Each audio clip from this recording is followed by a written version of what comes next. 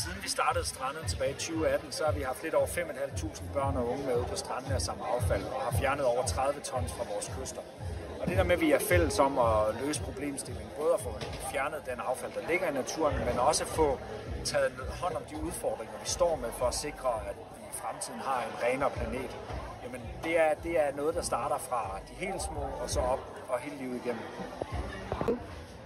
Jeg hedder Mette, og jeg er stifter af Kystnær, en virksomhed fra Haderslev, hvor vi producerer alt i fast plejeprodukter. Det er shampoo og balsam, og det gør vi, fordi at jeg tror på, at vi skal skabe nogle danske produkter, med nogle danske arbejdspladser, og vi kan bruge de danske råvarer.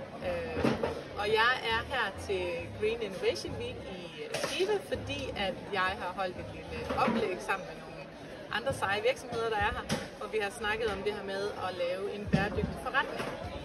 Og jeg har lavet en masse interview med nogle unge mennesker fra erhvervsuddannelserne og forskellige skoler her.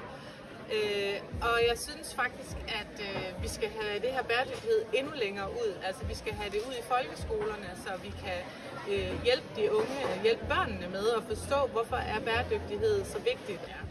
Så jeg håber meget på, at vi med det her projekt også kan skabe noget larm for, at der kommer bæredygtighed på skoleskemaet.